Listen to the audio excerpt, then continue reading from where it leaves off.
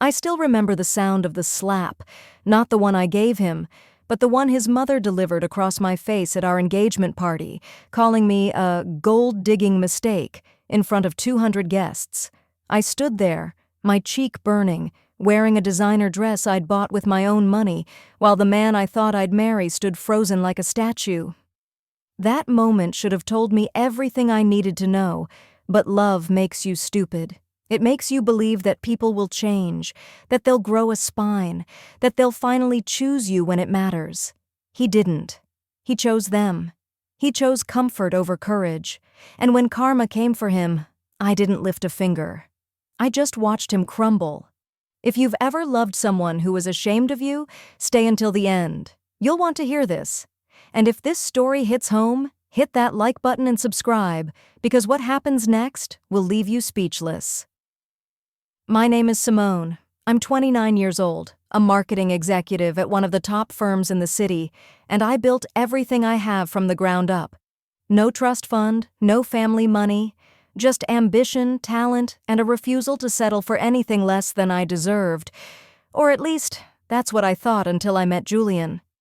He walked into that charity gala like he owned the room, and maybe in some ways he did. Old money. The kind of wealth that whispers instead of shouts. Tall, charming, with this smile that made you feel like you were the only person in the world. We talked for hours that night, and when he asked for my number, I felt something I hadn't felt in years: hope. The first few months were magic. Real, cinematic, sweep you off your feet magic. Late-night drives with the windows down, rooftop dinners under string lights, conversations that stretched until sunrise. He made me laugh. He made me feel seen. He told me I was brilliant, that I intimidated him in the best way, that he'd never met anyone like me.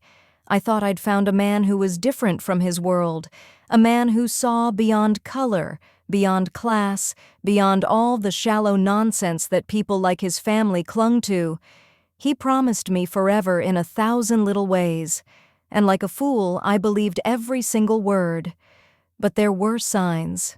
Small ones at first. He'd hesitate when I asked about meeting his family. He'd change the subject or make excuses. They're traveling, they're busy, the timing isn't right. Months passed. 6 months of being his girlfriend, and I hadn't met a single member of his family. That should have been a red flag the size of a billboard. But I gave him grace. I told myself he was protecting me, that he wanted to be sure before throwing me into that world. When he finally introduced me to his mother, Constance, I understood why he'd waited. The woman looked at me like I was dirt on her expensive shoes. Her smile was ice. Her words were poison wrapped in politeness. Julian defended me, but it was weak, half-hearted, like he was reading lines from a script he didn't believe in. I left that dinner with a knot in my stomach and his hand in mine, whispering that it would get better, that she'd come around, that love would win. I wanted so badly to believe him. So I ignored the voice in my head screaming that a man who can't stand up to his mother will never stand up for you when it truly matters. That voice was right, and I was about to learn that lesson in the most brutal way possible. Julian proposed on a Tuesday night in my apartment. No grand gesture, no photographers hiding in the bushes, just him, me, and a ring that took my breath away. He got down on one knee and told me I was his future, his forever, the best thing that ever happened to him. I said yes through tears, and for a moment, everything felt right. But then weeks passed, and he didn't want to announce it. Not yet. He needed time to tell his family the right way, he said, to prepare them. I swallowed my disappointment and waited, until I finally told him I was tired of being his secret. That's when he agreed to the engagement party at his family's estate. I should have known it was a trap. The night of the party, I walked into that mansion wearing confidence like armor. I'd worked hard, earned my place in this world, and I wasn't going to apologize for existing. But Constance had other plans. She waited until the champagne was flowing and the guests were watching. Then she cornered me near the grand staircase, her voice loud enough to carry across the marble floors. She called me opportunistic. She said I was trapping her son, that I'd calculated every move to sink my claws into their family's wealth. I tried to stay calm, tried to walk away with dignity, but then her hand connected with my face. The slap echoed through that room like a gunshot. 200 people gasped, 200 people stared, and Julian? He stood there frozen for what felt like an eternity before finally stepping between us. But the damage was done. I walked out of that party with my head high and my heart in pieces.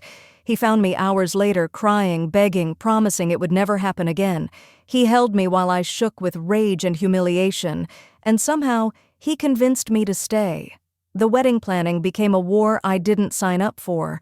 Constance took over everything. She vetoed my choices, dismissed my opinions, and made sure I knew I was an outsider in every possible way. Then Blair showed up, his ex-girlfriend, blonde, polished, from their world. She started appearing everywhere: family dinners, charity events, casual lunches with Julian. He swore it was innocent, that she was just a family friend, that I was overreacting. But I wasn't blind. I saw the way his mother smiled when Blair was around. I saw the texts lighting up his phone at midnight. When I confronted him about it, he turned it on me. He shouted that I was paranoid, insecure, that I was ruining everything with my jealousy. He made me feel crazy for trusting my instincts. That's what gaslighting does. It makes you doubt the truth you can see with your own eyes. Julian started coming home later and later. He stopped looking at me the way he used to. His phone was always face down. His explanations were always vague. I could feel him slipping away, but the wedding was 3 weeks out and I'd already sent the invitations. I told myself I was imagining things, that the stress was getting to me, that once we were married, everything would settle. Once we were husband and wife, he'd finally stand up to his family. Once we said our vows, he'd choose me for real. But deep down, in that quiet place where the truth lives, I knew something was terribly wrong. I just wasn't ready to face it yet. I wasn't ready to admit that the man I loved was a coward, and I definitely wasn't ready for what I was about to discover. 2 weeks before the wedding, Julian left his laptop open on the kitchen counter. He was in the shower and I was making coffee, and the screen lit up with a new message. I wasn't the type to snoop. I'd always believed in trust, in privacy, in giving people the benefit of the doubt, but something in my gut told me to look. So I did. And what I found destroyed me. It was a group chat. Julian, his mother Constance, and Blair. I scrolled up, my hands shaking, my heart pounding so hard I thought it would break through my chest. Constance had written, "You don't have to go through with this embarrassment, darling. It's not too late." Julian's response made my blood run cold. "I know, Mom. I'm working on it. Blair's been helping me figure out an exit strategy." Blair chimed in like this was all a game. "We can make it look like she's the problem. Public humiliation. She'll leave on her own, and you'll look like the victim." Then Julian again. "The prenup will protect us anyway. If she walks, she gets nothing." I read those words over and over until they burned into my brain. This wasn't love. This was never love. I was a phase, a rebellion. Something he thought he could try on and discard when his family applied enough pressure. He was planning to humiliate me, to make me the villain, to walk away clean while I carried the shame. And Blair was helping him. His mother was orchestrating it. They were all in on it together, plotting my destruction like I was nothing. Like I didn't matter. Like the 1.5 years I'd spent loving this man was just a joke they'd laugh about at their next country club brunch. I printed everything, every single message. Then I sat on the couch and waited for him to come out of that shower, my finger hovering over the record button on my phone. When Julian walked into the living room, I threw the papers at his feet. He looked down, and I watched his face drain of color. He tried to deny it at first, stumbling over weak excuses, but I wasn't having it. I started screaming. All the rage, all the humiliation, all the months of being made to feel small came pouring out of me. "Say it," I shouted. "Say you were ashamed of me. Say you never planned to actually marry me." He broke down, tears streaming down his face, and finally admitted the truth. "I thought I could do this," he whispered. "I thought I was strong enough. But my family's right. We're too different. I can't lose them, Simone. I can't lose my inheritance, my place in that world. I can't lose everything. I stepped forward and slapped him across the face. Hard. The sound cracked through the apartment. You just lost me instead, I said, my voice deadly calm now. And I was worth more than all of it. He reached for me, begging, sobbing, saying he loved me, that he was sorry, that he'd made a mistake. But I was done. I grabbed my purse, my keys, and walked out of that apartment for the last time. I didn't cry in front of him. I wouldn't give him that. But when I got to my car, I sat in the driver's seat and sobbed until I couldn't breathe. My chest felt hollow. My entire future had just disintegrated. But underneath the heartbreak, something else was growing. Something cold and sharp and powerful. Determination. He thought he could break me and walk away unscathed. He had no idea what was coming. I didn't expose him. God knows I wanted to. I had the screenshots, the recordings, everything I needed to ruin his reputation with a single social media post. I could have sent it to every gossip blog, every contact in his social circle, every business partner his family had. But I didn't, because here's what I learned about revenge. Sometimes the most powerful thing you can do is nothing at all. Sometimes you just step back and let people destroy themselves. So I disappeared. Blocked his number, blocked his emails, returned the ring via courier with no note, no explanation, nothing. I ghosted him so completely it was like I'd never existed in his life. And then I focused on the one thing I could control: myself. I threw everything into my work. Every ounce of pain, every bit of rage, every second I'd wasted on Julian went into building my career.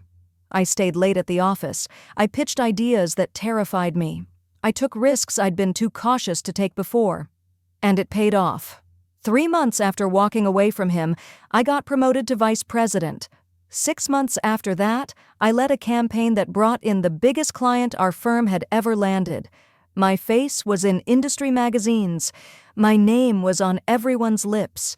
I was thriving in ways I never had when I was trying to shrink myself to fit into his world. Turns out, heartbreak is incredible fuel when you channel it right. And the best part? I didn't have to tell Julian about any of it. He could see it all on social media, every achievement, every success, every photo of me glowing and unbothered. Meanwhile, Julian's life was falling apart in slow motion. He tried everything to reach me. He called mutual friends begging for my number. He showed up at my office building twice until security escorted him out. He sent letters I returned unopened. But I was a ghost to him now, and that drove him insane. 3 months after I left, he announced his engagement to Blair. I saw the photos online, her flashing that ring, him looking hollow behind the smile. Constance was thrilled, of course. Her son was finally back where he belonged. I didn't feel jealous. I felt sorry for him, because I could see what he couldn't.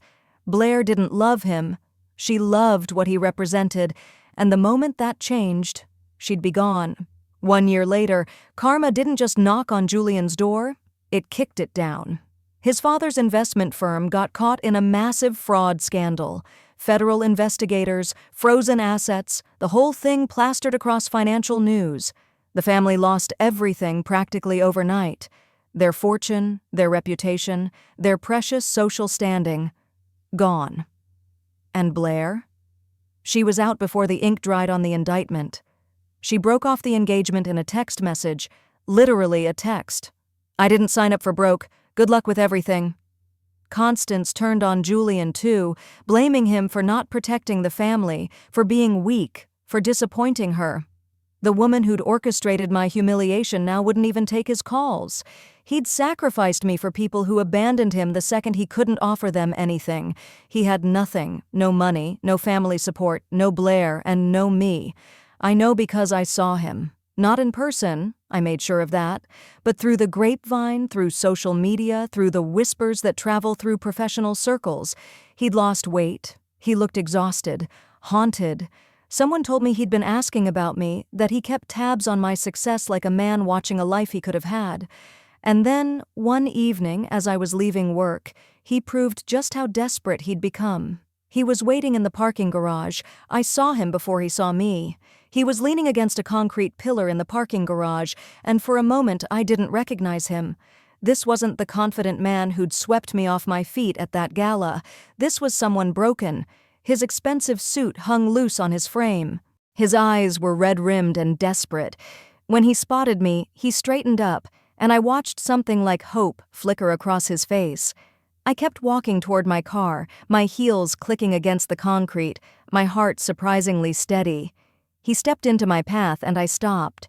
Not because I was afraid, but because I knew this conversation needed to happen. For closure, for finality, for both of us. "Simone, please," he said, his voice cracking.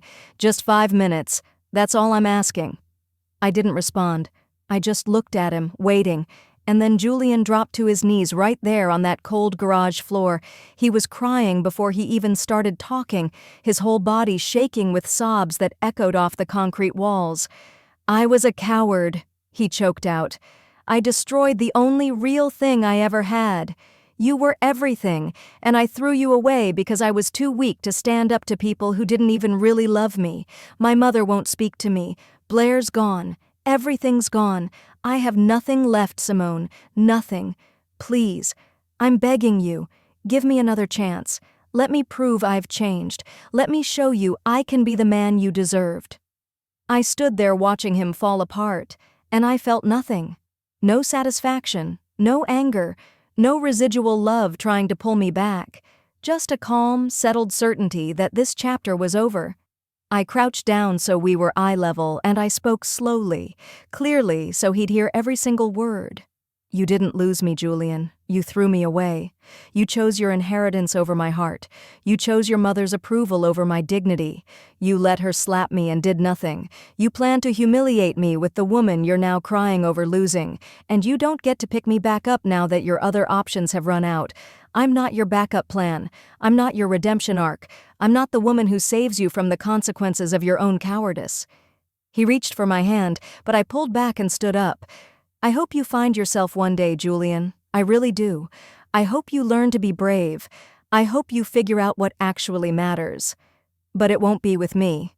You weren't strong enough to love me when it mattered, when it cost you something, when it required actual courage. And now? Now I'm too strong to need you at all.